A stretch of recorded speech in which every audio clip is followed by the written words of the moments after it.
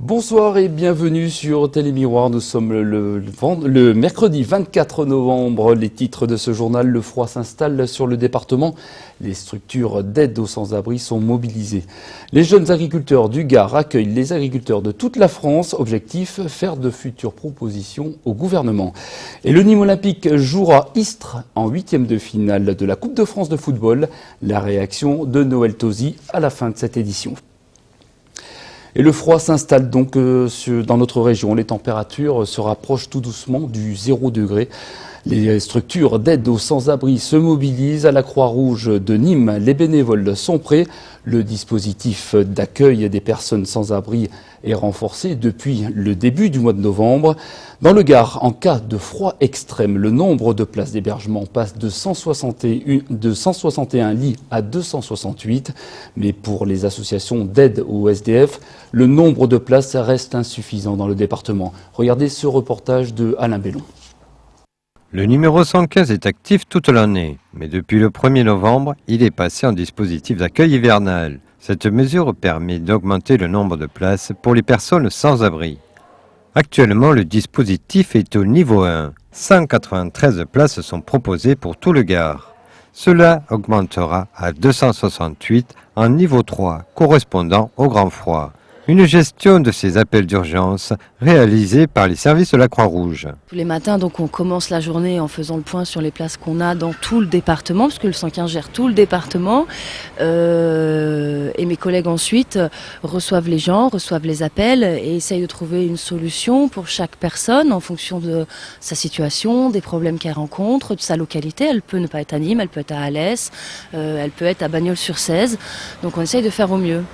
Une gestion difficile pour l'association pour l'accueil des personnes sans abri, dû à un constat d'un manque de places disponibles. C'est très largement insuffisant, bien évidemment. Actuellement, sur le secteur de Nîmes, nous n'avons quasi pas de place à offrir, notamment pour les situations type famille, notamment pour femmes ou hommes avec enfants, femmes seules. C'est très très tendu tous les jours à essayer de trouver des solutions qui permettent de mettre à l'abri les gens. On n'a pas assez de place, c'est clair, dès aujourd'hui. Le 115 gardois a une particularité, il ne reçoit pas que les appels. On fait de l'accueil physique dans le Gard, c'est pas le cas pour tous les 115 de France. Donc on fait de l'accueil physique où on reçoit, l'agent 115 reçoit les personnes dans un bureau qui donne lieu, enfin c'est une rencontre qui donne lieu à un petit entretien de 21 minutes pour faire le point, pour comprendre les problèmes, pour mieux orienter vers les partenaires et trouver des solutions. Il y a l'hébergement, il y a la mise à l'abri, il y a aussi les démarches administratives, il y a aussi la question alimentaire. Il faut trouver à manger. Donc cette rencontre, ça permet tout ça. Si vous avez connaissance de personnes sans abri en difficulté, surtout par grand froid, vous pouvez appeler le 115. Cet appel est gratuit. Et pour aider les sans-abri, la Banque alimentaire organise vendredi et samedi sa collecte de denrées alimentaires. Les bénévoles de la Banque alimentaire seront postés aux entrées des supermarchés. Les explications du président de la Banque alimentaire du Gard. Nous sommes là actuellement même déjà à près de 30% depuis quelques semaines d'augmentation dans les demandes de rations et ça va augmenter un petit peu encore en janvier, notamment en février et pratiquement jusqu'en mars. Alors c'est vrai que cette collecte est très importante. L'année dernière, nous avons pu collecter 136 tonnes pour sur les deux jours, puisque c'est une collecte là sur le week-end 26 et 27, donc vendredi et samedi. Et cette année, si on pouvait avoir 140, 150 tonnes, ce serait bien. Ce qui est recherché, c'est avant tout les produits, je dirais même courants, que les ménagères ou toute mère de famille rapporte un peu dans son caddie. C'est-à-dire des produits simples à utiliser qui peuvent se garder quand même sur 2 mois, 3 mois, donc des produits un peu secs comme on dit, et principalement si vous voulez tout ce qui entre dans la composition des petits déjeuners, des conserves naturellement, le café oui parce que l'hiver ça sert et ça sert en plus non seulement dans les foyers mais ça sert aussi au SAMU social, donc nous servons tous les jours et tous les soirs maintenant, et également des soupes lyophilisées, des produits pour bébés, ça c'est important pour l'hiver, aussi bien des petits pots que même j'irais des couches aussi puisque là les mamans en ont besoin effectivement un peu partout. La collecte aura donc lieu vendredi et samedi. Deuxième journée de mobilisation pour les gardiens de prison à la maison d'arrêt de Nîmes et dans beaucoup d'autres établissements en France. Ils ont mené plusieurs actions. Les syndicats réclament plus d'effectifs. Les gardiens dénoncent leurs conditions de travail. Écoutez Philippe Asensio, le délégué régional FO des prisons. Un audit a été fait courant 2010 sur pas mal d'établissements dont Nîmes. Et on s'est rendu compte que rien qu'à Nîmes, déjà, il manquait 14 agents. Donc on n'a même pas obtenu ces 14 agents. Et en plus, il faudrait qu'on ait à charge d'autres missions sans véhicule, sans armement, sans assermentation, rien, quoi. Les nouvelles missions qui vont être mises en place courant 2011, c'est-à-dire des missions qui étaient effectuées par la police et la gendarmerie, tout ce qui est transfert, extraction judiciaire, ça va être à notre charge, sans moyens pour réaliser les missions.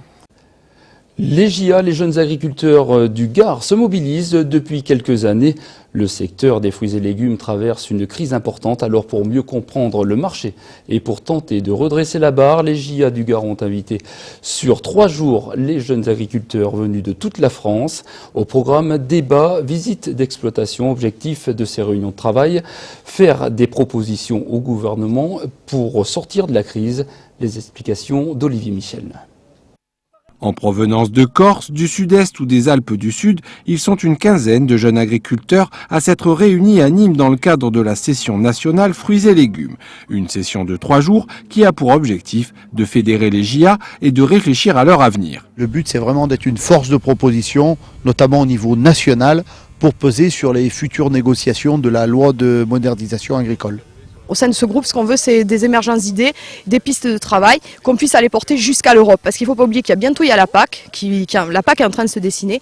Donc on a vraiment besoin de dégager des pistes de travail et des positions. Au programme, débat, visite d'exploitation ou de stations expérimentales, comme à la Serfelle de Saint-Gilles, à la recherche de nouveaux axes de développement.